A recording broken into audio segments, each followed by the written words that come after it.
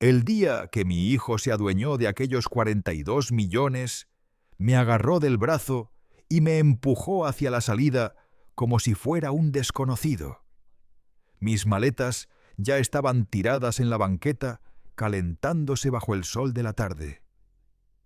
«Lárgate ya, viejo. No te necesito más», soltó Lázaro con una mirada que no reconocí. La puerta se cerró de golpe frente a mí. Ese portazo me cimbró el alma como si alguien hubiera puesto un ladrillo caliente encima del pecho. Sentí el estómago hacerse un puño y las rodillas temblorosas apenas sosteniéndome. Me faltaba el aire. En un solo instante lo había perdido todo. O eso creía él. Porque no sabía que el verdadero dueño del billete era yo. Antes de continuar con lo que viví, necesito contarte algo. Lo que viene después cambió mi mundo entero. Lo que estoy por revelarte es la verdad desnuda, el golpe más brutal que un padre puede recibir. Quédate conmigo hasta el final, porque necesitas escuchar cómo terminó esta historia. Mi nombre es Severiano. 70 años ya. 70. Suena como si lo dijera otro, pero soy yo. He vivido casi toda mi vida con las manos cubiertas de serrín, con el perfume del pino y del roble pegado a la ropa. Fui carpintero. No uno de esos que hacen muebles elegantes para la gente de dinero, no. Yo era de los que arreglan lo que se quiebra, de los que levantan una pared donde antes solo había eco, de los que se aseguran de que una puerta cierre bien para que el frío no se cuele por las rendijas en invierno. Un oficio humilde, sí, pero honrado. Mira mis manos curtidas, llenas de cicatrices, callos y memoria. Cada marca es un capítulo. Esta de aquí en el pulgar izquierdo me la gané cuando un formón se resbaló en el 83. Esta otra en el nudillo vino de una viga que no calculé bien. Mis manos han trabajado desde que tenía 15. Con ellas levanté esta casa, la casa donde creció mi hijo. La misma de la que me echaron como si fuera un intruso. Nunca fui hombre de lujos. Mi palabra siempre fue mi contrato. Si yo decía, el martes está listo, el martes estaba listo. Aunque tuviera que desvelarme sin cerrar los ojos, la honestidad era lo único que mi padre me heredó. Y yo siempre pensé dejársela intacta a mi hijo. El dinero es como el viento, va y viene. Pero el nombre de un hombre, su respeto, eso queda. Ahora se supone que estoy retirado. O al menos eso debería. Me imaginaba esos años de otra forma, sentado en el porche, en la mecedora que le hice a Araceli, viendo cómo se desliza la vida entre los árboles, quizá arreglando juguetes para los nietos. Pero la vida rara vez cumple los planos que uno dibuja. Porque me falta ella, me falta mi Araceli. Araceli era mi luz. No es una frase bonita ni una nostalgia de viejo. Era literal, ella iluminaba todo. Nos conocimos en un baile del pueblo cuando yo apenas sabía cómo acercarme a una mujer sin pisarle los pies. Ella brillaba como si el salón entero la siguiera. Llevaba un vestido amarillo que aún puedo ver cuando cierro los ojos. Su risa era música fina. Estuvimos casados 45 años. 45 años despertando juntos, peleando con las cuentas, celebrando las pequeñas victorias. Ella era la fuerte. Yo sabía trabajar la madera. Ella sabía trabajar la vida. administraba el poco dinero que llevaba a casa. Hacía milagros para que la olla nunca quedara vacía. Fue mi sostén cuando murió mi madre, mi ancla. Hasta que hace 2 años el cáncer se la llevó, y el cáncer tiene una forma muy rara de callar una casa. Al principio todo es ruido, médicos, visitas, esperanza, llantos contenidísimos. Y luego, silencio. Un silencio tan espeso que aplasta. Durante su último año, yo fui su enfermero, su cocinero, su guardián. Dejé el taller. No me importó ver cómo su luz se hacía más tenue cada día. Fue lo más duro que he hecho. Vas a estar bien. Severiano me dijo aquella última noche. Cuida de Lázaro. Prométemelo. Se lo prometí. Y ahora la casa cruje vacía. A veces juro que todavía puedo oler su café o escucharla tararear en la cocina mientras la brisa mueve las cortinas. La extraño en cada respiro. Y luego está Lázaro, nuestro hijo. Él fue nuestro único orgullo. Todo lo que hicimos Araceli y yo fue pensando en él. Nació aquí en el cuarto de arriba. Vi sus primeros pasos sobre el piso que mis manos colocaron. Era un niño curioso, vivaz, siempre con un libro bajo el brazo. Araceli decía: «Este muchacho no va a vivir como nosotros, Severiano. Va a llegar lejos». Y nos aseguramos de que así fuera. Cuando llegó el momento de la universidad, no teníamos un peso ahorrado. El taller apenas alcanzaba. Lázaro quería estudiar finanzas, números que para mí eran otro idioma. Pero la matrícula costaba una fortuna. Yo tenía un sueño pequeño: ampliar el taller, comprar una sierra de mesa nueva, quizá contratar a un ayudante, empezar a hacer mis propios muebles. Años planeándolo. Guardaba el dinero en una caja de hojalata bajo la cama. Una noche Araceli y yo nos sentamos en la cocina. No hubo que hablar mucho. «Es el taller o la Universidad de Lázaro», murmuré. Ella me tomó las manos cansadas. «El taller puede esperar, Severiano. El futuro de nuestro hijo». No. Al día siguiente vacié la caja de hojalata. Vendí mi camioneta vieja, la que había acompañado mis mejores años. Tomé 3 trabajos nocturnos reparando techos, lo que fuera con tal de pagar. Durante 4 años casi no dormí. Mis manos sangraban, pero no me importaba. Lázaro se graduó con honores. Ese día Araceli lloró sin parar. Yo solo sentía un orgullo que me llenaba entero. Lo habíamos logrado, le dimos la vida que nosotros no tuvimos. Renuncié a mi sueño, sí, pero lo cambié por el suyo. Y pensé que era un trueque justo. Creí que había criado a un buen hombre. Consiguió trabajo en un banco importante. Ganaba en un mes lo que yo en un año. Empezó a venir menos. «Estoy ocupado, papá», me decía por teléfono. Cuando venía, lo hacía con trajes finos, con un reloj que brillaba demasiado en esta casa humilde. Recorría el lugar con mirada fría, casi con lástima. «Papá, deberías arreglar esto. Se ve viejo». Yo le respondía: «Hijo, lo viejo tiene carácter». Le respondía yo. Eso decía, aunque por dentro ya sentía el aire cambiar. Araceli lo notaba todo. «Está cambiando, Severiano. me decía con esa preocupación que le cruzaba la mirada.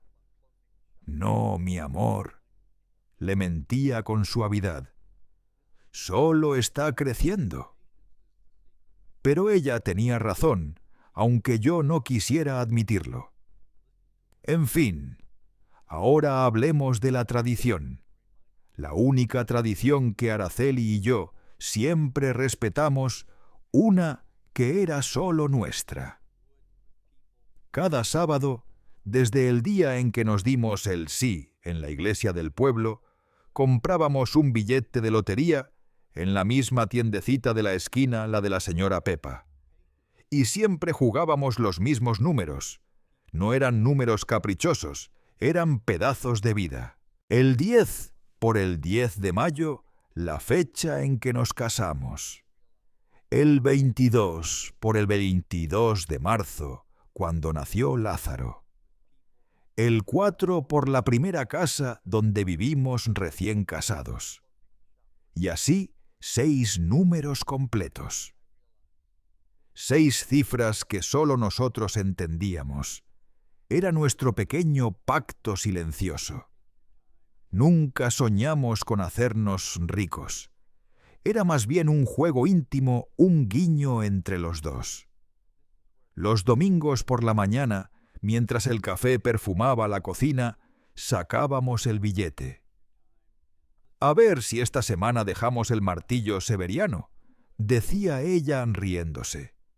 «Jamás ganamos nada serio. Alguna vez 10 euros, 20 si el destino estaba de humor. Era lo justo para invitarnos un helado y seguir con la vida. Pero no importaba la ganancia, importaba el ritual. Ese instante era nuestro refugio. «¿Y si un día sí toca, qué harías tú?», me preguntaba Araceli con los ojos encendidos. «Arreglaría el tejado», respondía yo siempre práctico. «Yo compraría una casita junto al mar», soñaba ella. Ese era nuestro secreto de 5 minutos cada semana, nuestro pequeño escape. Cuando Araceli enfermó, dejé de ir. Mi mente ya no estaba para sueños ni números. Pero fue ella desde la cama, y con la voz casi quebrada, quien me lo recordó. «Severiano, hoy es sábado. No olvides nuestros números». Salí corriendo a comprarlos y se los puse en la mano. «Sigue soñando por los dos, mi amor». Desde que partió, yo seguí la tradición. Cada sábado, lloviera o tronara, volvía a la tienda de la señora Pepa a comprar el mismo billete. El 10 de mayo. El 22 de marzo. Nuestro pequeño mapa de vida en un trozo de papel. Muchos dirán que es una tontería, que es cosa de un viejo atrapado en el pasado. Pero para mí no es sobre dinero. Ya no sueño con la casa junto al mar ni con reparar el tejado. Lo hago por ella. Es mi forma de sentirla cerca, de hablarle sin palabras, de decirle donde sea que esté, que no la olvido, que sigo aquí. Ese billete de lotería es lo último que queda de la vida que construimos juntos. Ese papel es sagrado para mí. Y confiando como un ciego, puse ese sueño en manos de mi hijo. Nunca imaginé que él usaría el sueño de su madre para destrozarme la vida. Fue un martes por la tarde, un martes gris de esos en los que el aire de otoño se mete en los huesos y te recuerda que el invierno se acerca. Había ido a la tienda de siempre donde la señora Pepa. Cada día el camino se me hacía un poco más largo. Las rodillas ya protestaban, pero la costumbre es la costumbre. compré un pan rústico de esos con corteza dura que cruje al partirlo. Araceli siempre reía cuando se lo contaba, y como cada semana pedí mi billete. Me acerqué al mostrador. «Señora Pepa, deme lo de siempre». Ella asentía sin preguntar. Tomó el papelito. La máquina comenzó a sonar marcando los números. Nuestros números. El 10 por nuestro aniversario. El 22 por el cumpleaños de Lázaro. El 4, el 7, el 19, el 30. Números que eran más que cifras, eran memoria. «Mucha suerte esta semana, don Severiano. Esta vez seguro que toca». Asentí con una sonrisa que me quedó pequeña. «Eso decimos cada semana, Pepa. Que Dios la escuche». Guardé el billete en el bolsillo de la camisa cerca del corazón. Manía mía. Araceli solía decir: «Lo pones ahí como si fuera un escudo». Quizá sí lo era, un escudo contra el silencio. Caminé despacio de regreso, escuchando cómo crujía el pan dentro de la bolsa de tela. Pensaba en qué cenaría. Quizá unas sopas de ajo. Para uno solo todo sabe distinto. Empujé la puerta de casa. El silencio habitual me recibió, pero esta vez había algo más. Un olor. Un perfume caro intenso que no pertenecía a la madera seca ni al polvo del taller. Y entonces lo vi Lázaro, mi hijo, sentado en la mesa de la cocina. El corazón me dio un brinco. Primero alegría. Lázaro casi nunca venía entre semana. Siempre reuniones llamadas contratos. Verlo allí, en la cocina donde creció, me sacudió. Pero la alegría duró poco. Estaba impecable traje oscuro, seguramente más caro que mis últimos 6 meses de trabajo. El pelo engominado hacia atrás brillante. El portátil abierto sobre la mesa de vino que yo había construido 40 años atrás. Ni siquiera levantó la vista cuando entré. «Hola, hijo», saludé intentando que mi voz sonara natural. Dejé el pan sobre la encimera. «Hola, papá», respondió sin mirarme los dedos corriendo sobre el teclado, dejando un silencio espeso entre nosotros. Yo con mis pantalones de pana gastados y olor a pan tibio. Él con ese brillo de éxito y prisa. Me acerqué despacio. Saqué el billete del bolsillo junto con el cambio del pan y lo dejé junto a sus llaves del coche, esas modernas que ni parecen llaves. Solo entonces levantó la vista, pero no hacia mí. Miró el billete. Sus labios hicieron esa mueca que ya me era familiar, una mezcla de lástima y desdén. «Papá, ¿sigues gastando el dinero en esa basura?» Basura. La palabra me atravesó el pecho. No era la primera vez, pero dolía igual. Él no veía el 10 de mayo, no veía el cumpleaños de su madre.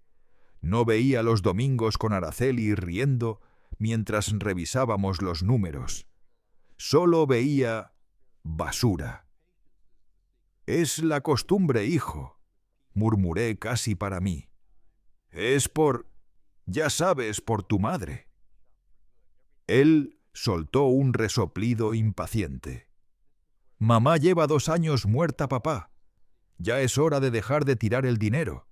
Son tonterías de pobre». Tonterías de pobre. Eso dolió más.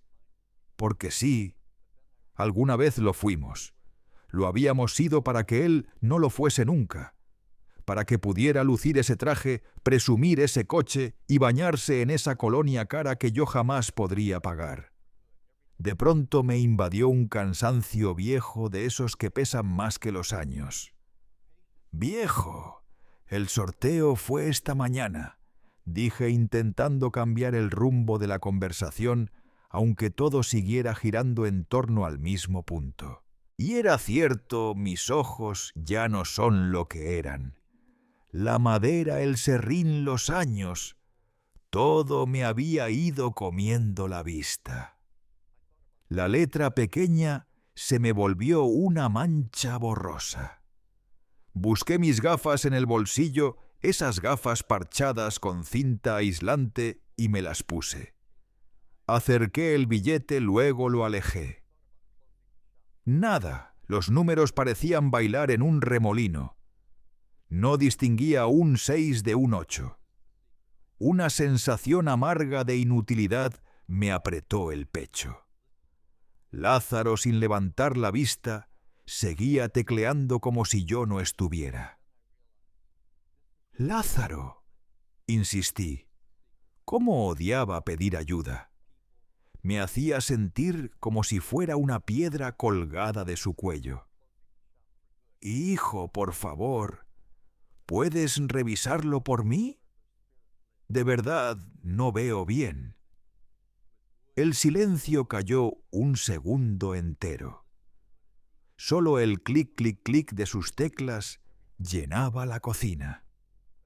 Finalmente, soltó un suspiro largo, cansado, casi irritado, como si le pidiera cargar con el mundo entero. «Dame». Extendió la mano sin mirarme. Le entregué el billete. Aquel papelito que guardaba los números de Araceli, nuestro sueño. Mis manos ásperas, heridas por la vida. Las suyas suaves, cuidadas uñas perfectas. Ese contraste me revolvió algo en el estómago. Vi cómo sacaba su móvil, un aparato moderno que parecía más vidrio que máquina. Lo desbloqueó con el pulgar, abrió una de esas aplicaciones que para mí son otro idioma. Acercó el teléfono al billete. Sonó un pitido breve. Yo esperaba algo, una mueca, una risa leve, incluso la decepción de siempre, algo humano. Pero no hubo nada. Su rostro era una máscara sin grietas, esa expresión de póker que cada vez se le daba mejor. Miró la pantalla, luego me miró.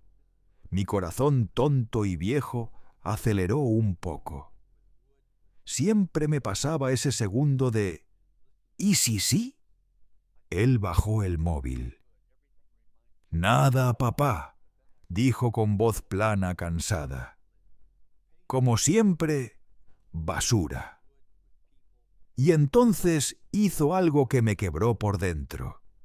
Tomó el billete, mi billete, los números de Araceli, y lo arrugó entre sus dedos. Oí cómo el papel se rendía dentro de su puño. Lo hizo bola pequeña y tensa, y sin siquiera levantarse, con un gesto seco, despreciativo, lo lanzó. El billete voló un segundo y cayó dentro del cubo bajo el fregadero. Aterrizó encima de unas cáscaras de huevo y restos de café. «Basura», repitió volviendo a su ordenador. Clic, clic, clic. Me quedé allí inmóvil mirando el cubo. Yo confiaba en él. ¿Cómo no hacerlo? Era mi hijo. El niño al que enseñé a pedalear el hombre por el que dejé morir mi sueño del taller. Él sabía de tecnología, de aplicaciones de ese mundo nuevo que para mí era un laberinto. Si él decía que era basura, entonces debía ser basura. Sentí los 70 años caerme encima de golpe. La chispa diminuta de ilusión del martes se apagó. Asentí, aunque él ni me miraba. «Bueno, ¿qué se le va a hacer otro día será?», murmuré con la voz quebrándose. Voy a cambiarme estos pantalones. Están llenos de serrín. Caminé hacia mi cuarto cada paso más pesado. Sentía o imaginaba sus ojos en mi espalda, aunque seguramente solo escuchaba el clic, clic, clic de sus dedos. No tenía ni idea, ni una sospecha mínima. No sabía que en el mismo instante en que desaparecí por el pasillo, Lázaro dejó de teclear. No sabía que se levantó despacio en silencio. No sabía que miró hacia el pasillo, asegurándose de que yo no volvía. No sabía que se inclinó y metió su mano impecable enfundada en ese traje caro en el cubo de basura. No supe que rebuscó entre cáscaras de huevo y pozos de café.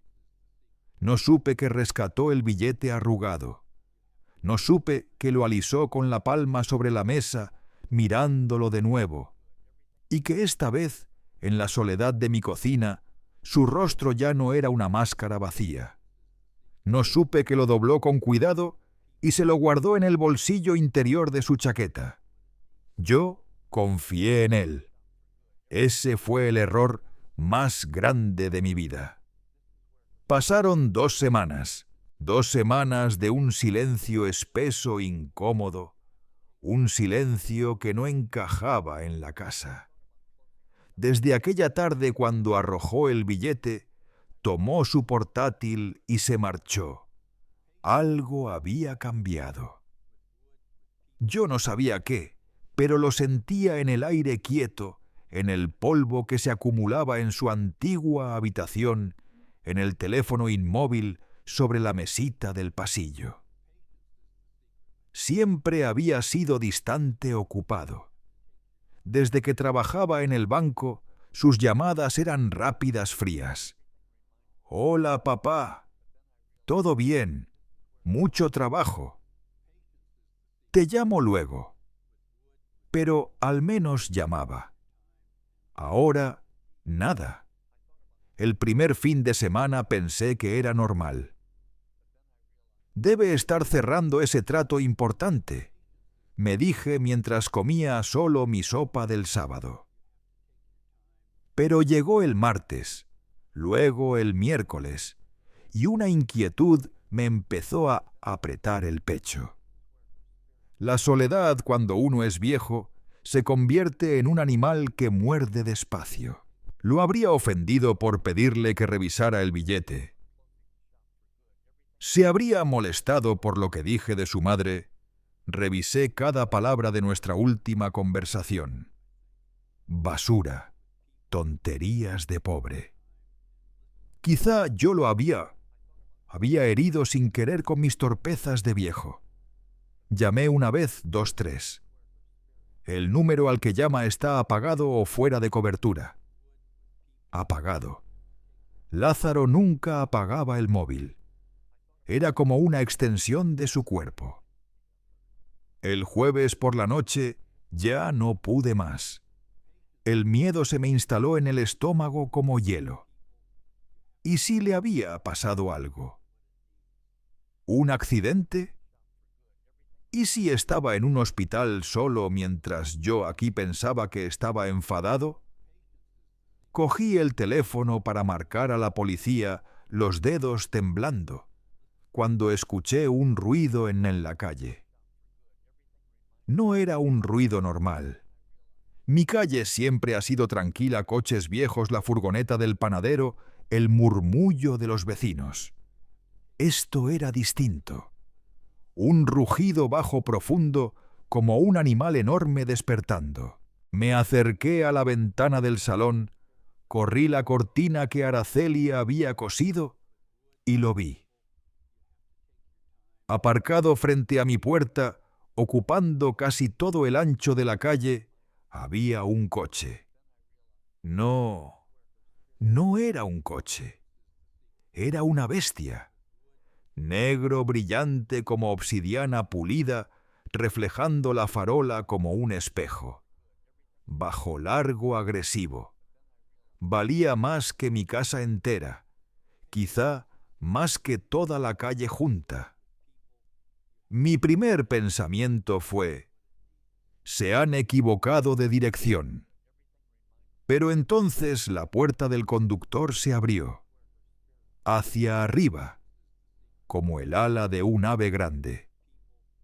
Y de allí bajó Lázaro. Casi no lo reconocí.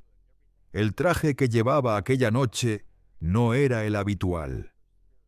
Caía sobre su cuerpo como una segunda piel en un tono gris que bajo la farola parecía casi plateado. Un reloj de oro le brillaba en la muñeca y pese a la oscuridad llevaba gafas de sol. Se detuvo un instante frente a la fachada de mi casa, observándola como si estuviera evaluando cada ladrillo. La preocupación que llevaba días mordiéndome el pecho se disipó sustituida por una confusión absoluta. ¿Qué demonios pasaba? Salí al porche mientras el aire nocturno me rozaba la piel. No sentía el frío. «Hijo», lo llamé con una voz más débil de lo que pretendía. «Lázaro, ¿qué es esto? ¿Qué coche es ese? ¿Te has metido en líos?» Era la única explicación que mi cabeza de viejo encontraba. Ese coche no podía ser suyo. Quizá pertenecía a alguien peligroso. Él se giró despacio, se quitó las gafas con gesto calculado y sonrió. Una sonrisa grande, brillante, pero vacía, sin alma. «Líos, papá, no». Su voz sonaba distinta, más grave, más segura, como si se hubiera vestido también de poder. «He triunfado. Un negocio, uno grande. Se cerró el trato, papá. Por fin se cerró un negocio». «¿Pero qué negocio?», balbuceé. «El banco». «Pff, el banco es para principiantes, papá. Esto es otra liga. Inversiones. Moví un dinero. Salió bien. Salió muy bien». Se acercó y me dio una palmada en el hombro.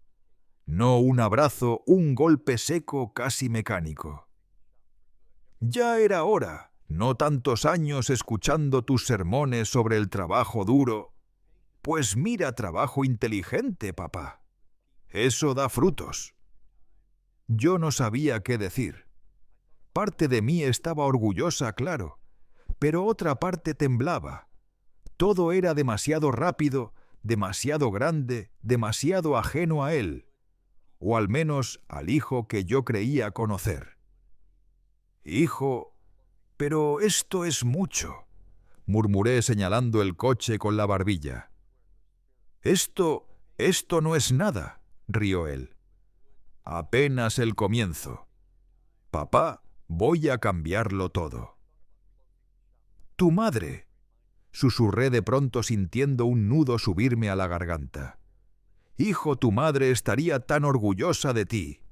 Apenas dije «tu madre», la sonrisa se le congeló. Fue un parpadeo, un segundo. Pero yo lo vi, la sombra cruzándole los ojos, la incomodidad, el rechazo. Apartó la mirada como quien esquiva un golpe. «Sí, bueno», tosió. «Tengo que irme. Solo pasaba para que vieras que todo va bien. Hablamos el domingo, papá. El domingo tenemos que hablar en serio». «¿Hablar de qué?», pregunté. Pero ya se estaba metiendo en esa máquina lujosa, respirando el mundo desde arriba. Encendió el motor. El rugido retumbó en los cristales, haciendo vibrar la ventana como si temiera partirse.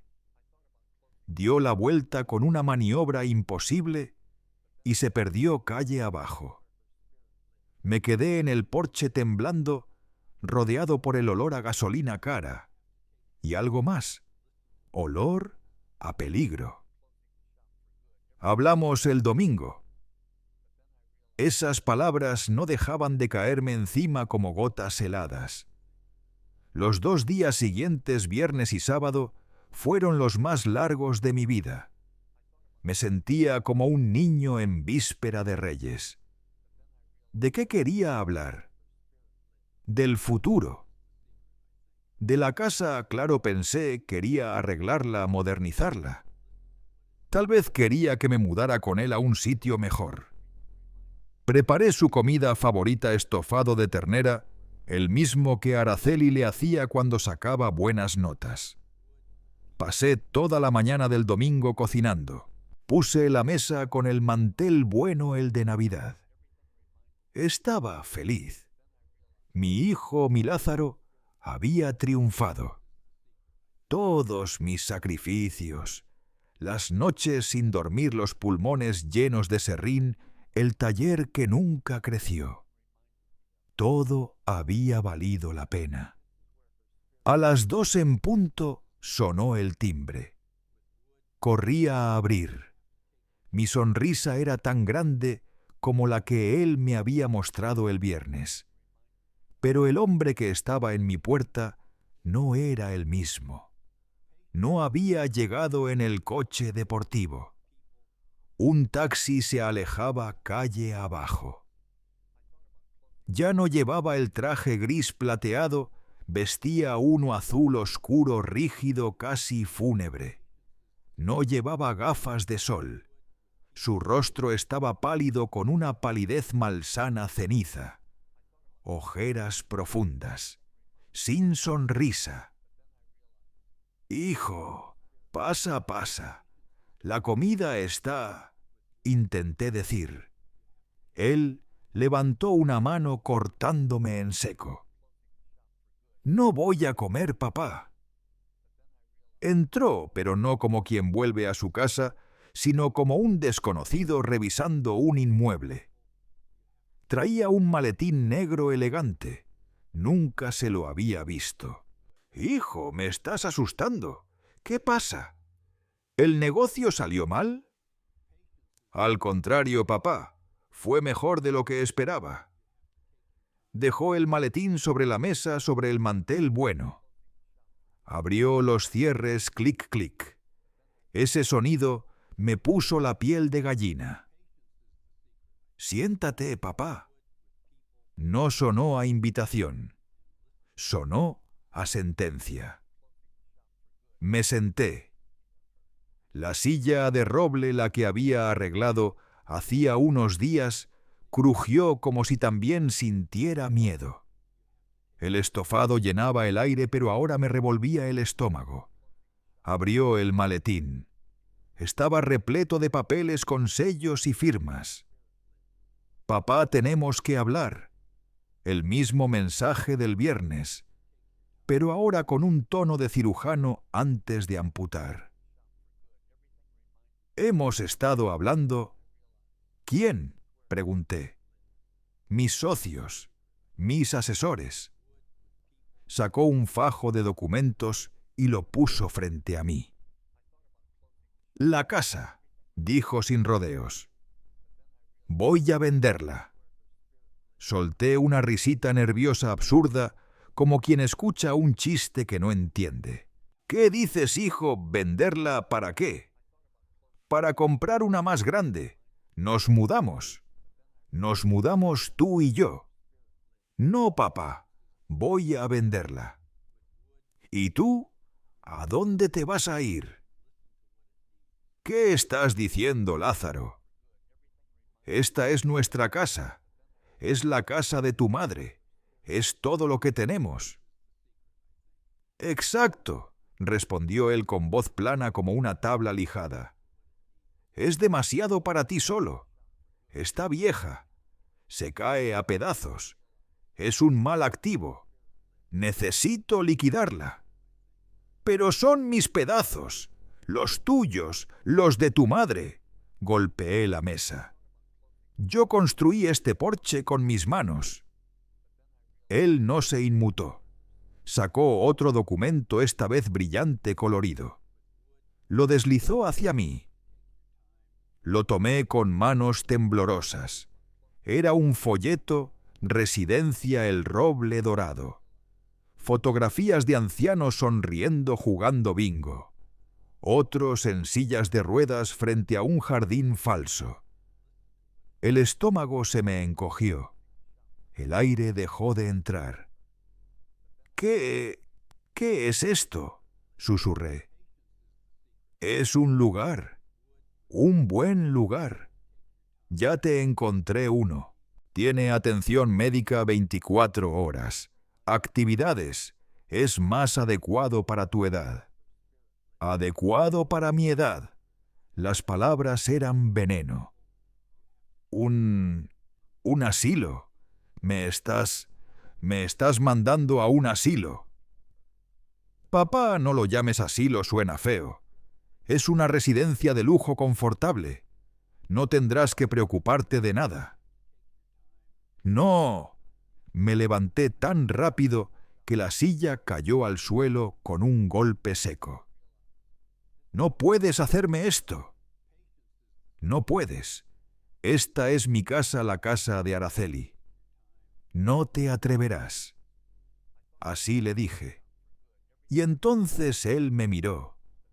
Y por primera vez en toda esa conversación, sus labios se curvaron en algo parecido a una sonrisa. Una sonrisa pequeña, cruel. De hecho, papá, sí puedo. Señaló el montón de documentos frente a mí. Legalmente esta casa es mía. Sentí un latigazo. Estás loco. Las escrituras están en mi cajón, a mi nombre y al de tu madre. Estaban, papá. Su voz era un martillazo. Estaban. ¿Recuerdas los papeles que firmaste el año pasado? Mi mente retrocedió de golpe. 1 año. Tal vez menos. Lázaro llegando un martes con el rostro estresado, hablando del ayuntamiento del catastro de multas enormes. Papá, los del ayuntamiento están locos con lo de los impuestos. Si no arreglamos los papeles, nos van a reventar con una multa. Recordé la escena como si estuviera ocurriendo de nuevo. Él desplegando hojas sobre la mesa. Mi vista nublada, mis gafas rotas, mis manos cansadas. Firma aquí, papá, y aquí, y aquí. Es solo para que yo pueda hablar en tu nombre para representarte. Y yo firmé. Por supuesto que firmé. Era mi hijo. ¿Y qué es mi hijo? Yo creía que me estaba ayudando. Miré al Lázaro de ahora parado frente a mí con esa mirada muerta. ¿Recuerdas?, repitió. Dijiste que era para arreglar los impuestos. Y lo arreglé, contestó él, encogiéndose de hombros con indiferencia. Me diste un poder notarial absoluto. Pleno. Transferí la propiedad a mi nombre hace 6 meses para protegerla. Ya sabes, por si te pasaba algo. La sangre se me fue del rostro. Las rodillas me temblaron. Tuve que agarrarme a la mesa para no caer. No, tú no harías eso, susurré. Busqué en sus ojos al niño que alguna vez tuve sobre mis hombros, al muchacho de su graduación con la mirada limpia y orgullosa. Pero no había nada, solo vacío. Lázaro, ¿por qué? Logré balbucear. ¿Por qué todo esto, el coche, la casa, la residencia, es por el dinero del negocio? Debes dinero. ¿Estás en peligro? Dímelo. Puedo ayudarte. Vendo el taller. Hasta en ese momento, mi corazón de padre buscaba una excusa para él. Pero él se rió. No una risa normal. Una carcajada seca, hueca, que rebotó en las paredes como un golpe. Se echó hacia atrás en la silla. «Ayudarme tú a mí», dijo, como si acabara de escuchar el chiste más absurdo del mundo. Se inclinó hacia adelante con ese aliento a menta cara rozándome el rostro. Y entonces lo dijo, la frase que partió mi vida, la frase que se grabó como hierro caliente en mi memoria. Porque ya no te necesito, viejo. El mundo dejó de moverse, el zumbido de la nevera, el tic-tac del reloj que le regalé a Araceli, todo se cayó. ¿Qué? Musité. Que no me haces falta, repitió separando cada palabra. Que eres un lastre, un carpintero viejo quejumbroso, en una casa podrida, un estorbo. Se levantó despacio, estirándose como un rey después de conquistar un país. Soy rico. ¿Rico? Repetí sin entender. El negocio te hizo rico. Él no respondió con palabras, solo sonrió con esa expresión altiva y señaló con la barbilla hacia la esquina del salón. El televisor estaba encendido en silencio. Lo dejaba así para que la casa tuviera algo de ruido. En pantalla aparecían las noticias del mediodía. Miré la pantalla y allí estaba, una imagen congelada. Un titular enorme. El misterioso ganador local de los 42 millones de euros reclama el premio. Y debajo, la foto. La foto era Lázaro. Él, con el traje gris plateado del viernes, sonriendo de oreja a oreja, y en su mano, un billete de lotería extendido para que se vieran los números.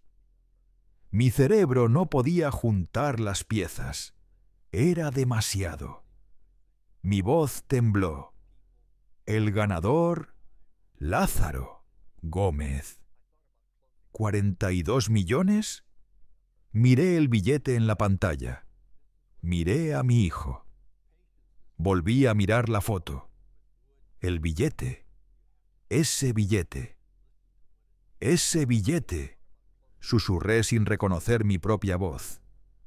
Sí, papá, dijo él saboreando cada sílaba. El billete, el que me diste hace 2 semanas, el que me pediste que revisara. Pero tú dijiste que era basura. La imagen del cubo de basura se clavó en mi memoria, el papel arrugado, el sonido del crujido. Él se encogió de hombros. «Y tú me creíste», dijo con desprecio. «El negocio de mi vida, papá, 42 millones de euros». Su sonrisa se torció. «Gracias por tus tonterías de pobre. Gracias por no ver ni 3 en un burro. Gracias por el sueño de mamá.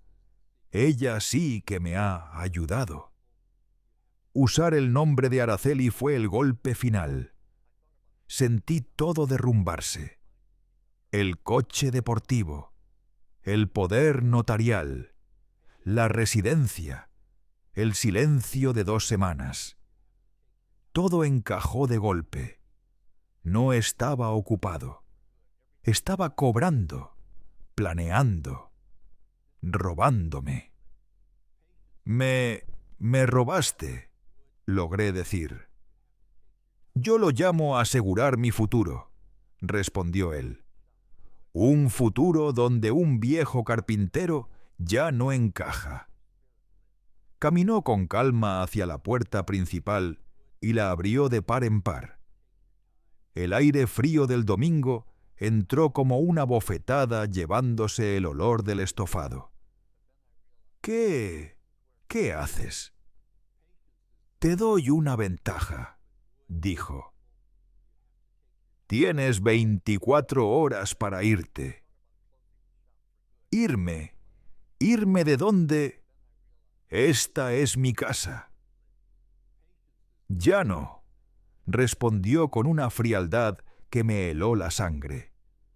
Es mía legalmente. La quiero vacía para el martes. Vienen los tasadores. No quiero que tus trastos viejos estorben. ¡No me iré! ¡Llamaré a la policía!, grité reuniendo lo que me quedaba de fuerza. Él soltó la misma carcajada hueca de antes. Llama. Adelante. ¿Y qué les vas a decir que el dueño legal te está echando? Que le regalaste un billete a tu hijo y ahora lloriqueas. Dirán que estás senil. Nadie te va a creer. Se acercó. Yo estaba paralizado junto a la mesa. Me agarró del brazo. El mismo brazo que el viernes había tocado cariñosamente, ahora atrapado en una pinza cruel. Sus dedos se clavaron como garras. No, Lázaro. Por favor. Hijo, no hagas esto. Las lágrimas me corrían por la cara. Me arrastraba. Me estaba sacando de mi propia cocina. Suéltame. Me haces daño. Me empujó con toda su fuerza. «Tienes 24 horas, viejo», gritó con el rostro rojo de ira y poder. 24 horas, o vendré con la policía y te sacaré yo mismo. Espero que disfrutes del albergue municipal. Tropecé con el escalón de la entrada. Caí de rodillas en el porche que yo había construido con mis manos. Él cerró la puerta. Un golpe seco. Luego el sonido metálico de la llave girando en la cerradura. Y se hizo el silencio. La cerradura, la misma que había instalado con Araceli 3 décadas atrás, sonó al girar en mi contra. Me quedé allí de rodillas en el porche, escuchando el silencio que habitaba al otro lado de la puerta. Mi propio hijo Lázaro me había arrojado fuera, usando el dinero que alguna vez fue sueño de su madre. Me había dejado en la calle. No sé cuántas horas permanecí allí, clavado frente a la puerta que yo mismo había construido. El sol del mediodía se volvió un naranja cansado al atardecer, y luego esa oscuridad húmeda de las noches frías. El estofado que había preparado con tanta ilusión se enfriaba detrás de la madera. Mi puerta, mi casa, y la llave girada contra mí. Me dolían las rodillas, la espalda, pero ese era un dolor distante, casi ajeno. El verdadero estaba en el pecho hondo como un hueco negro que succionaba el aire. Viejo, ya no te necesito. Las palabras reverberaban en mi cabeza como martillazos. El señor Manuel, el del tercer piso, el que siempre salía a pasear a su perro por las tardes, cruzó por la acera. Me vio de rodillas. Alcé la mirada. Él la bajó. Vi la lástima. Vi también la incomodidad. Se hizo el ciego y cruzó la calle. Eso era la humillación, una ola de agua sucia cubriéndote entero sin darte respiro. Y no era por el dinero. Que quede claro, 42 millones. Una cifra imposible para mi cabeza de carpintero. Una fantasía. Yo nunca había soñado con eso. El billete era un ritual. Era Araceli. Era nuestro domingo de 5 minutos soñando juntos. Pero para él, para Lázaro, el billete fue un arma. Y la usó para destruirme. El dolor no venía de los millones. Venía de la mentira, del engaño, del desprecio, de su mano empujándome como si fuera un mueble viejo, del portazo, del viejo usado como insulto, cuando Araceli me lo decía con cariño al ponerme las manos en los hombros. ¡Ay, mi viejo! En su boca sonaba a veneno. Me puse de pie como pude. Mis piernas parecían troncos secos temblando tanto que casi vuelvo a caer. No tenía nada. 70 años y estaba en la calle. Lo que llevaba puesto, 30 euros en la cartera, una foto. Y mis llaves, unas llaves inútiles que ya no abrían mi propia casa. Lázaro me había hablado de 24 horas, pero yo sabía a la verdad me había echado en ese mismo instante. Recordé sus palabras escupidas desde la puerta antes de cerrarla. Espero que disfrutes del albergue municipal. Lo dijo con burla, como quien habla de un basurero. Y fui. ¿A dónde más podía ir? Mis amigos, los pocos que quedaban, eran tan viejos y tan pobres como yo. No podía llamar a Manuel después de que me viera arrodillado como un despojo en mi propio porche. Caminé quién sabe cuánto. Las calles que había recorrido toda mi vida me parecían ajenas hostiles. Cada escaparate me devolvía la imagen de un hombre roto, un anciano con la chaqueta buena de los domingos, encorvado con los ojos hinchados. Un fracaso viviente. Llegué al albergue en la parte vieja de la ciudad, escondido detrás del mercado. Olía a lejía y a repollo hervido, a tristeza institucional. Hice la fila. Había hombres más jóvenes pero con la misma mirada perdida. Hombres que la vida había triturado y escupido. Ahora yo era uno más. «Nombre», dijo un funcionario sin alzar la vista. «Severiano Gómez. Edad. 70. Dirección». Tragué saliva. «No, no tengo». Por primera vez levantó la mirada. «Bienvenido al Club Abuelo. Cama 34 pabellón B. Ducha obligatoria. La cena era hasta las 8. Ya la perdió. Desayuno a las 7. Me entregó una sábana gastada y una toalla finísima casi transparente. La cama 34 era un catre metálico. El colchón una colchoneta que olía a sudor viejo y desinfectante barato. El pabellón B era un salón enorme oscuro lleno de hombres tosiendo roncando, murmurando pesadillas. Me senté en el borde del catre y allí, en la oscuridad del albergue municipal, rodeado de desconocidos rotos por la vida, me quebré. No lloré por la casa, ni por el coche de Lázaro, ni por el dinero. Lloré por la traición, por mi hijo, por el niño que yo había criado. Repasé mi vida entera buscando dónde me había equivocado. ¿En qué punto torcí el camino? Recordé la noche en que Araceli y yo decidimos vender la camioneta y usar los ahorros del taller para pagar su universidad. Fue allí. ¿Le dimos demasiado? ¿Le enseñamos que él valía más que nuestros propios sueños? Recordé la vez que rompió la ventana del vecino. «Ha sido sin querer, Severiano», decía Araceli, y yo pagaba. Y lo defendía. Mi hijo es un buen chico.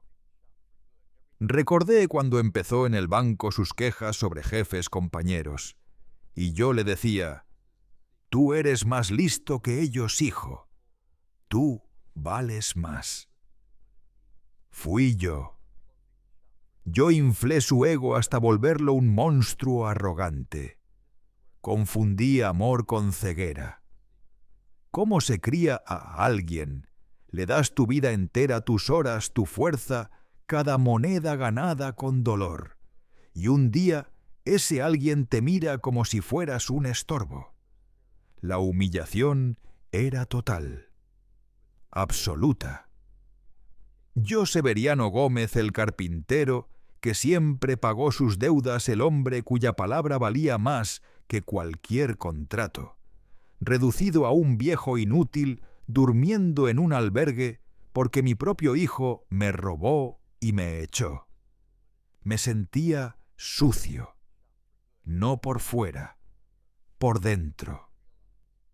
Y entonces el dolor se volvió un filo más agudo. Araceli, su rostro, sus últimas palabras. Cuida de Lázaro, prométemelo. Saqué mi cartera. Con dedos temblorosos tomé la única foto que siempre llevaba conmigo. 20 años atrás Araceli y yo en la feria del pueblo. Ella riendo con los ojos llenos de luz, echando la cabeza hacia atrás. Yo abrazándola por la cintura. Éramos felices, de verdad felices. Apreté la foto contra el pecho y lloré de verdad un llanto silencioso, ahogado en la almohada áspera del catre. «Te fallé, mi amor», susurré en la oscuridad. «Perdóname, Araceli, te prometí cuidar de nuestro hijo, y míralo, míralo en lo que se ha convertido. Te fallé, fallé en todo». Me quedé allí aferrado a ese pedazo de pasado, deseando desaparecer, deseando que todo fuera una pesadilla. El dolor era un incendio que me consumía por dentro, dejando solo cenizas de culpa y vergüenza. Pasaron horas. Los ronquidos alrededor sonaban como una sinfonía del infierno. Seguía mirando la fotografía entre mis manos. Una luz grisácea suave y desganada comenzaba a filtrarse por las ventanas sucias del pabellón. La sonrisa de Araceli. Esa sonrisa que hacía brillar cualquier mañana parecía observarme desde el papel gastado. ¿Qué me diría ella en un momento así? La conocía demasiado bien. Araceli no era de las que te acarician el ego. Era fuerte, lista, práctica. Ella llevaba las cuentas. Ella leía la letra pequeña. Ella veía lo que yo no. No me estaría diciendo, «Pobrecito Severiano». No, me estaría diciendo, «Severiano, levanta la cabeza. Piensa. Siempre hay una salida. No dejes que te aplasten». Pensar en que mi hijo tenía los 42 millones, mi casa firmada con engaños, un poder notarial que yo mismo había firmado sin comprender. Y él tenía razón cuando lo dijo. Nadie te va a creer. Eres un viejo senil. Era mi palabra contra la suya. La voz de un carpintero arruinado contra la de un millonario recién estrenado. Inútil.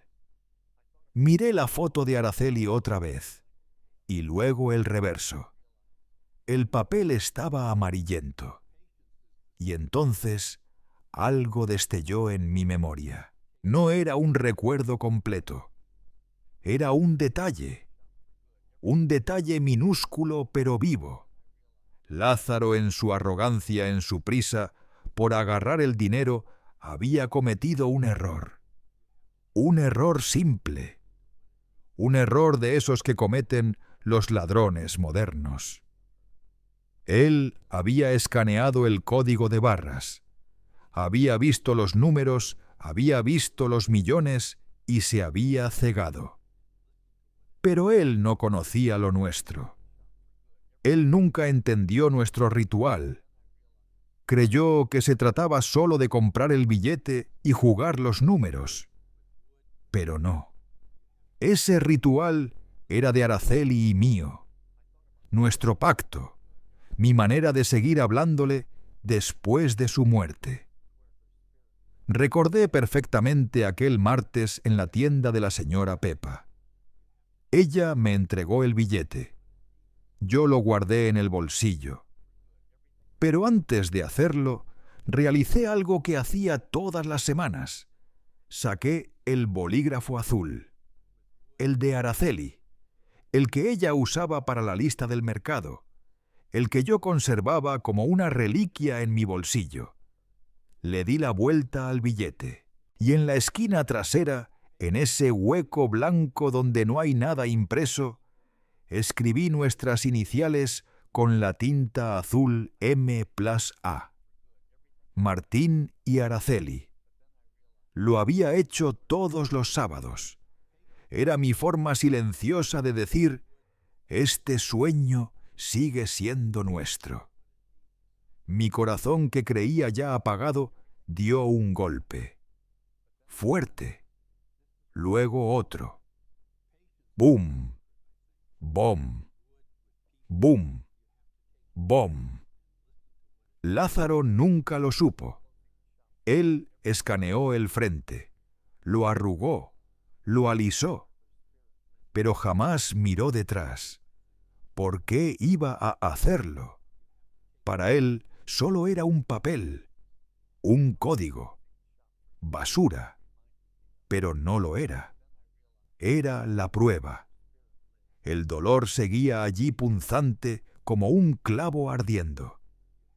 Pero ahora, junto a la tristeza, algo más empezó a crecer.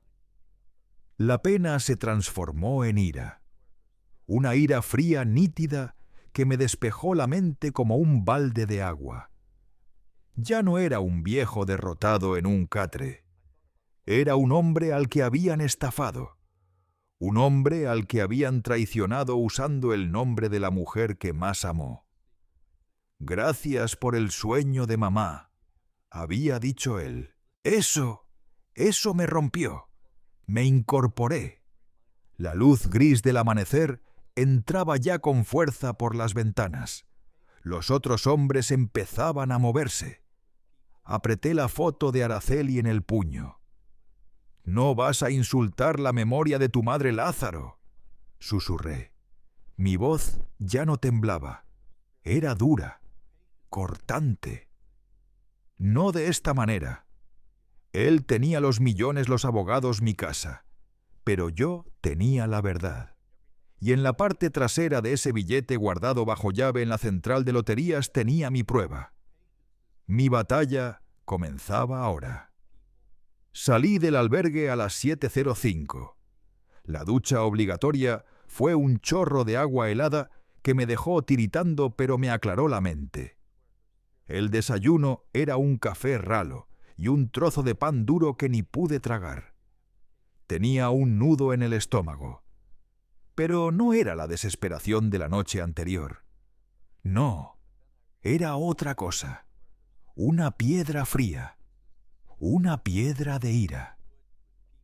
70 años, 30 euros, la misma ropa de ayer. Y un secreto que valía 42 millones. Mi instinto me gritaba correr a la policía, levantar la voz. «¡Mi hijo es un ladrón!» Pero las palabras de Lázaro retumbaron en mi cabeza. «Eres un viejo senil. Nadie te va a creer». Tenía razón. Necesitaba más que mi palabra. Necesitaba un abogado. Pero, ¿qué abogado escucha a un viejo que huele a albergue municipal? Caminé sin rumbo mientras el sol secaba la humedad en mi ropa. Llegué al centro. Los edificios grandes, los bancos, los despachos de abogados con puertas de caoba y placas doradas brillaban como templos inalcanzables. Gómez y asociados expertos en patrimonio. Me miré en el reflejo de una puerta pulida. Vi a un anciano doblado, con los ojos hinchados, la ropa arrugada. El estorbo que Lázaro decía que era. La humillación me mordió de nuevo, pero la aparté. «No te dejes pisotear, Severiano», me habría dicho Araceli. Pregunté. A un barrendero, a una señora con un perro. ¿Dónde puede un hombre sin dinero buscar justicia? Me señalaron un edificio gris sin puertas elegantes ni placas doradas. Un edificio del gobierno cerca de los juzgados. Asistencia jurídica gratuita. Abogados de oficio. Entré. El olor no era a madera fina ni café caro. Era a archivo viejo, a café requemado. La sala de espera estaba llena. Una madre con 2 niños llorando. Un joven con un ojo morado. Y yo. Esperé 3 horas. 3 horas repasando lo que iba a decir. 3 horas sintiendo cómo la piedra en mi estómago pesaba más. Severiano Gómez. Me levanté. Las rodillas protestaron. Pasé a un cubículo pequeño, una mesa de metal, 2 sillas archivadores tambaleantes. Detrás de la mesa, un joven. No tendría más de 30. Parecía tan cansado como yo. Corbata mal anudada, ojeras, un vaso de cartón medio vacío. «Don Severiano», dijo leyendo un papel. «Aquí dice problema familiar. Es por la pensión». La casa. Me senté. Lo miré a los ojos. Estaban agotados, pero eran ojos honestos. «Mi hijo me ha robado». Lo solté sin rodeos. El abogado suspiró. Ese suspiro que solo sueltan los que ya han escuchado demasiados lunes tristes. «Don Severiano, los problemas familiares son los más difíciles. ¿Qué le ha quitado? Unos ahorros. Me ha robado mi casa y 42 millones de euros». El abogado levantó la vista de golpe. Me miró fijo. Por un momento vi en sus ojos la misma mirada que me había dado Lázaro. La de quien piensa: este viejo está perdiendo la cabeza. «Señor Gómez, 42 millones es muchísima cantidad. ¿Está usted seguro? Tan seguro como que estoy sentado aquí».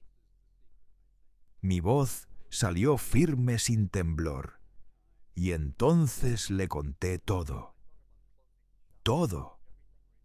Le hablé del billete de lotería, de los números de Araceli, de cómo le pedí a Lázaro que lo revisara porque mis ojos ya no daban para leer ni la letra grande, de cómo lo arrugó, lo tiró a la basura, y luego lo recuperó a escondidas. El abogado frunció el ceño. «Pero, don Severiano, él lo cobró. Tenía el billete en su poder. ¿Cómo demuestra que era suyo?» «Porque me engañó», insistí. «Eso es su palabra contra la suya. Y él tiene 42 millones para pagar abogados que harán ver su palabra como, bueno, la de un padre resentido». Sentí un calor de rabia subirme a la cara. «No quiero el dinero, joven». Respiré hondo.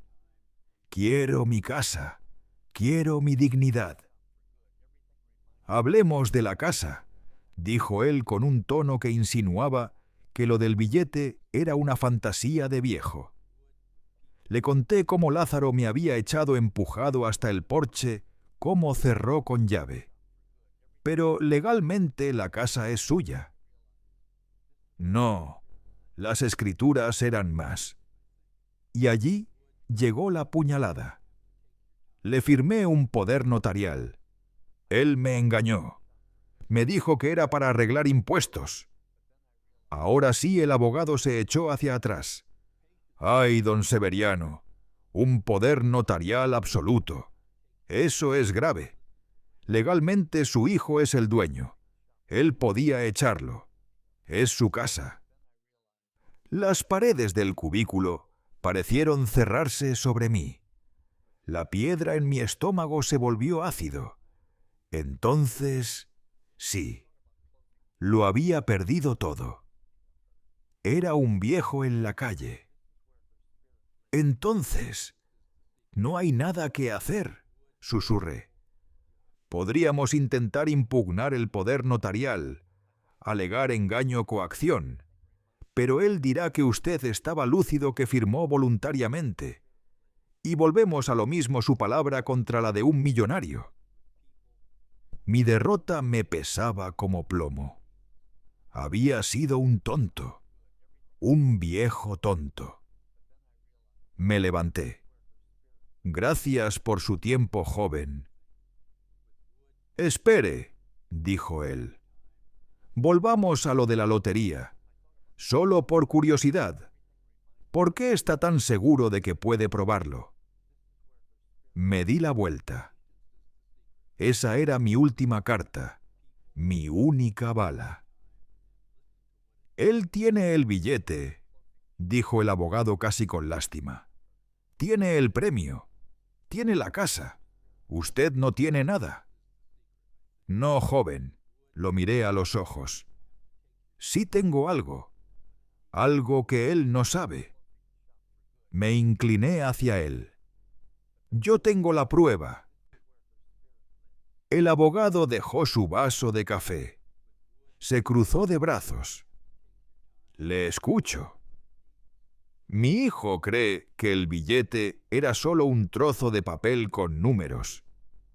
Escaneó el código, vio los millones, se cegó. Pero él no conocía nuestro ritual. Le expliqué. Desde que Araceli murió cada semana antes de guardar el billete, hacía algo más. Sacaba el bolígrafo azul de ella. El viejo, el que apenas escribe, y le daba vuelta al billete. Y en la esquina trasera siempre escribía nuestras iniciales M, piso A, Martín y Araceli. Mi homenaje, nuestro pacto. El joven abogado se inclinó hacia adelante atento. ¿Qué iniciales son? M y A. El silencio fue absoluto. El joven me miraba fijo, pero ya no veía a un anciano delirando. Estaba calculando. Rápido. Me está diciendo que en el reverso del billete premiado hay una marca a mano, sus iniciales, escritas con el bolígrafo azul de su esposa. Sí, respondí. El abogado Javier se puso en pie de un salto. Empezó a caminar por el cubículo como un león recién liberado. Joder, don Severiano, esto lo cambia todo. ¿Qué cambia?, pregunté. No es su palabra contra la de él. Golpeó un montón de papeles. Es una prueba física, una prueba forense. Pero él tiene el billete. Puede haberlo quemado. No, dijo Javier sonriendo por primera vez. Ahí está lo mejor de todo. Me miró como quien anuncia un milagro. La Lotería Nacional no entrega un premio así y listo. Se quedan con el billete original bajo llave durante años por si hay disputas. Justo como esta. La esperanza, ese calor que había olvidado, volvió a encenderse en mi pecho. Entonces, don Severiano, dijo Javier ya marcando en su teléfono. Vamos a poner una demanda. Vamos a pedir una orden judicial urgente para que un perito calígrafo examine el reverso del billete. Analizarán la tinta. Cuando aparezcan esa M y esa A, su hijo no solo perderá los 42 millones, se enfrentará a cargos por fraude, falsedad documental y apropiación indebida. Le va a caer la del pulpo. Las piernas me fallaron y volví a sentarme. Él tiene 42 millones. Tendrá los mejores abogados. Javier se agachó delante de mí.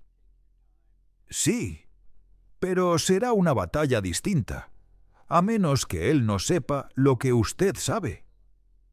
No lo sabe, respondí. Para él, solo era basura. Bien, dijo Javier. Usted quédese aquí. Voy a mover esto. Llamaré a un fiscal amigo. No se mueva. No, le interrumpí. Eso hágalo usted, pero yo tengo que hacer algo antes. Don Severiano no vaya a verlo. Es lo peor que puede hacer. Déjeme. Tengo que hacerlo. Me puse de pie. Mis rodillas no fallaron esta vez. Él me dijo su verdad, murmuré. Ahora yo voy a decirle la mía. Salí antes de que pudiera detenerme. No sabía dónde vivía Lázaro, pero los periódicos sí. Con su nueva soberbia había posado para la prensa el joven inversor Lázaro Gómez. Y las revistas del corazón ya habían mostrado su modesta nueva casa, una mansión en la finca, la urbanización más cara de la ciudad. No tenía 30 euros para un taxi, pero tenía un pase de jubilado para el autobús. Tardé 2 horas. 2 horas en un autobús que olía a gasoil, temblando mientras cruzaba de mi mundo al suyo. Vi cómo los edificios grises se volvían árboles recortados, cómo las tiendas de barrio se transformaban en campos de golf. Hasta que llegué. Era otro país. Muros altos, cámaras cada 10 metros y una garita con guardias que parecían armarios empotrados. Me acerqué. «Buenos días. Vengo a ver a Lázaro Gómez». El guardia ni levantó la vista. «Lista de invitados». «No estoy en la lista. Soy su padre». Entonces sí me miró. De arriba a abajo. Mis pantalones de pana, la chaqueta vieja, los zapatos gastados de carpintero. Soltó una risita. «Claro que sí, abuelo. Y yo soy el rey de España. Lárguese». «Le digo que soy su padre». Insistí sintiendo cómo mi ira fría subía desde el estómago. «Llámelo. Dígale que Severiano Gómez está aquí». «El señor Gómez está muy ocupado. No recibe visitas». Me miró con asco. «Menos de mendigos. Lárguese o llamo a la policía». «Pues llámela», grité. «Llámela. Dígales que el padre de Lázaro Gómez está en la entrada y que su guardia no me deja pasar». Estaba armando un escándalo, sí. Los coches de lujo que entraban y salían de aquella urbanización nos miraban, bajaban la velocidad. Algunos incluso fruncían el ceño ante el viejo sentado frente a la garita. El guardia comenzó a inquietarse. «Vale, viejo. Cálmese», farfulló. Tomó el interfono. «Jefe, hay aquí un anciano. Dice que es su padre Severiano Gómez». Hubo un silencio que heló el aire, Y entonces escuché la voz metálica de Lázaro gritando al otro lado. El guardia tragó saliva. Me miró con miedo. Dice que se vaya a la... No me moveré de aquí hasta que me lo diga en la cara. Respondí dejándome caer al suelo justo delante de la barrera de seguridad. 10 minutos. 10 minutos de bocinazos de amenazas del guardia, de miradas incómodas de la gente rica. Y entonces llegó el rugido. El mismo rugido del coche negro. Derrapó en la avenida arbolada y frenó a 2 metros de mí. El guardia se cuadró como un soldado. La puerta de ala de pájaro se levantó. Y Lázaro salió. No traía traje, llevaba un batín de seda de esos que valen más que mi pensión anual. El pelo revuelto, los ojos rojos. Parecía llevar días sin dormir. ¡Tú!, gritó señalándome. ¿Qué demonios haces aquí? Me levanté despacio, sacudiéndome el polvo del pantalón de pana. ¡Largo!, vociferó. Te dije que no quería volver a verte. ¿Quieres que te meta en la cárcel por acoso?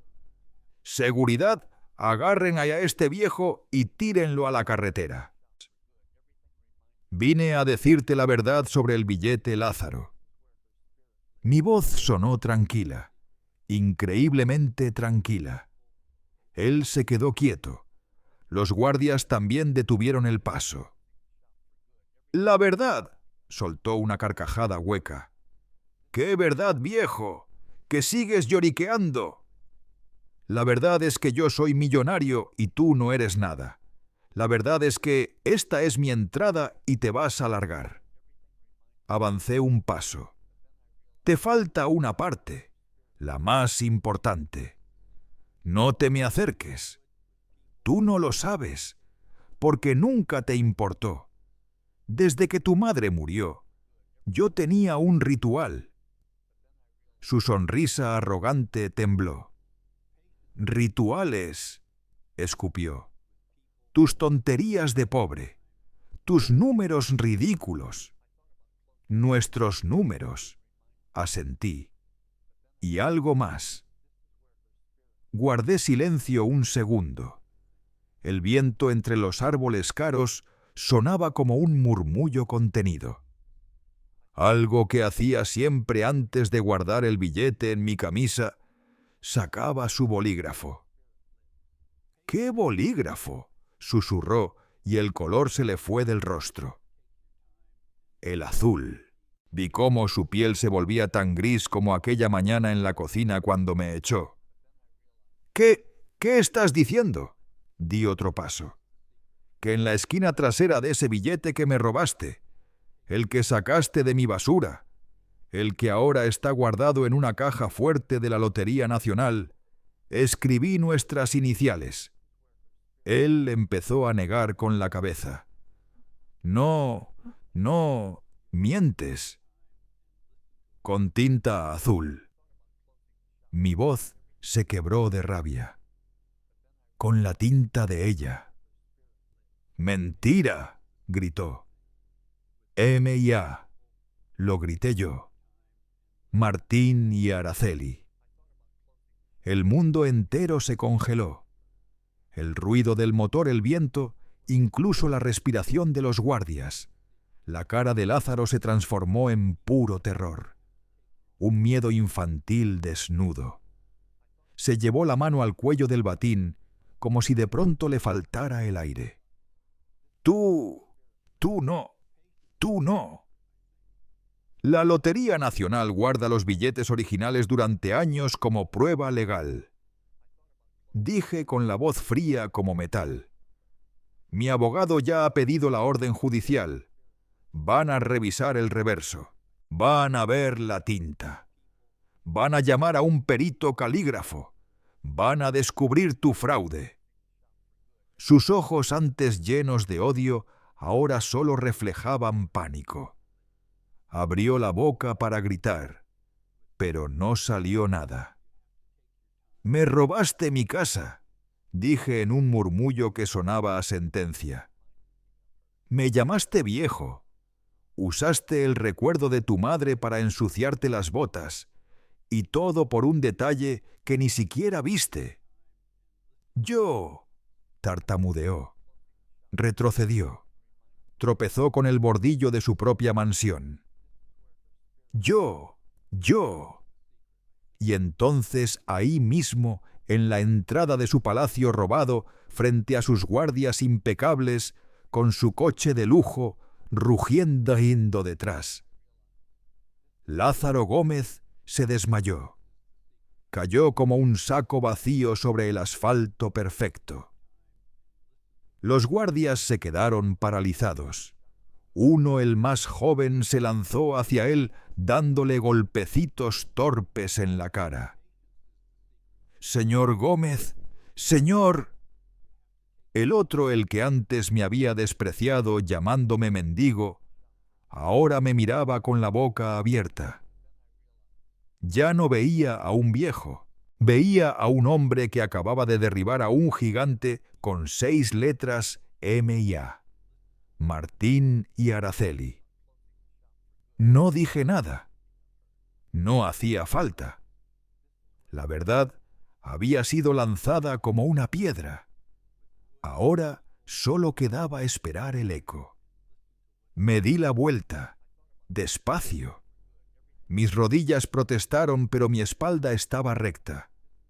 Caminé más allá de la barrera que unas horas antes me parecía infranqueable. Dejé a Lázaro tirado allí, tragando la verdad de su propia traición. Fui hacia la parada del autobús. 2 horas de regreso. El viaje más calmado de mi vida. Por primera vez en días, no sentía ni ira ni tristeza. Solo un vacío frío.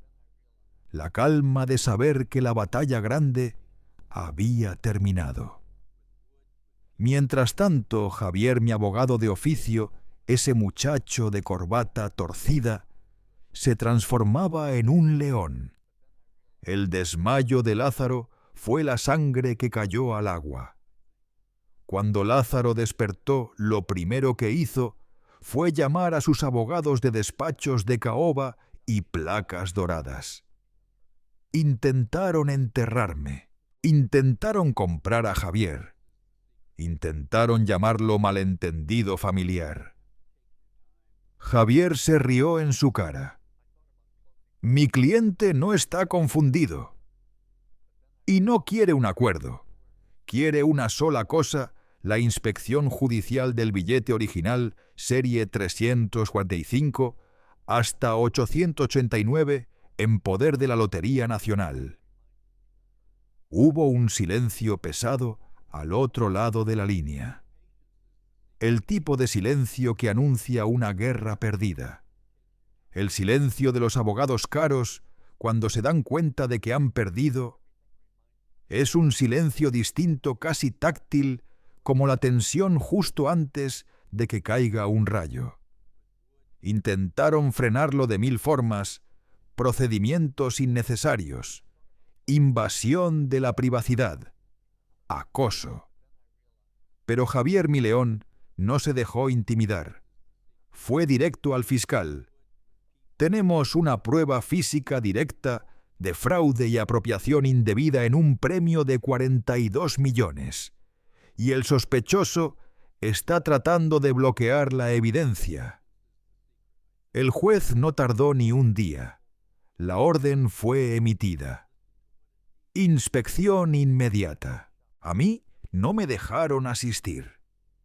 La reunión se celebró en una sala gris aséptica en la sede de la Lotería Nacional. Allí estaban Javier, los abogados de Lázaro, un notario y un perito calígrafo designado por el tribunal. Javier me lo contó después, sentados en un banco del parque, porque a esas alturas yo seguía sin casa. «Fue increíble, Severiano», me dijo con una sonrisa que por primera vez no parecía cansada. Trajeron el billete en una funda sellada de plástico. Parecía una reliquia sagrada. Los abogados de Lázaro sudaban. Literalmente sudaban las camisas marcadas el nudo de las corbatas aflojado. El perito se puso unos guantes blancos, continuó Javier. Abrió la funda y sacó el billete. Todos inclinamos la cabeza. Miró primero el frente, el 10, el 22, el 4, nuestros números, los números de Araceli. Javier hizo una pausa dramática al contármelo. Yo casi podía oír el silencio de la sala. Le dieron la vuelta. Nada. Nada más que aire contenido. El perito sacó una lupa enorme y la pasó por la esquina trasera.